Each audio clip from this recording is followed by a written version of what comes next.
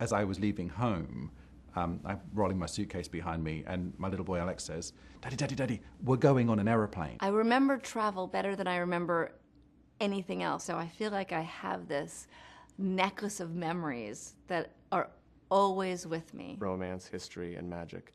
I think those are the three elements that drive me, and when you travel, you see that everywhere.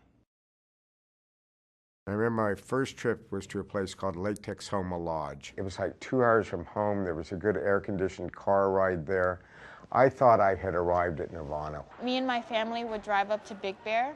Montage is really my happy place. That was like our family winter spot. First time I got onto a 747 to fly to America. My father felt very strongly about us as children traveling, all over the world. It's probably going on these crazy, really amazing road trips. My earliest memory is of 5 years old when we moved to New York and it was freezing cold. Down through Utah, Colorado, Arizona, New Mexico, Nevada, and then come back into California and then wind up in Napa Valley. The first time that I went to San Simeon. One would be the first time I went to Asia. Probably the great immigrant experience. I think it was the first time I had been on a plane. We was going twice a year to Seville. I remember my grandparents taking me on a phenomenal trip to Paris. Lo and behold, I landed in Monaco, which is a real cool place to be when you're 22.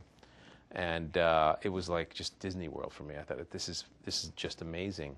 And I ended up staying for a year. I scrapped my education.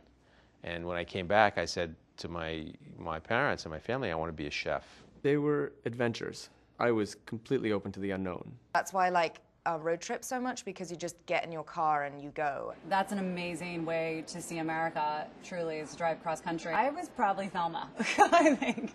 It's so in my blood, this idea of exploration and adventure. When I go for pleasure, I really like to go somewhere that's like the ends of the earth. I just love the thought of getting on a plane and escaping. Travel for me is about seeing things differently and ideally taking some of that when you come back so that you don't end up sort of missing the world around you. I find myself just flying wherever, just because I want to. I tend to use food trips as my adventure side because I'm always looking for to be impressed and to be wowed, and I'm like a kid when I get on a plane and go to a great restaurant. I almost always bring back food and wine from my adventures.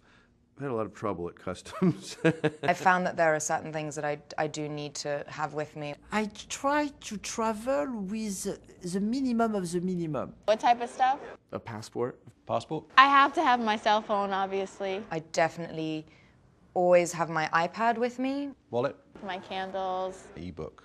I go with nothing and I have to buy another set of everything.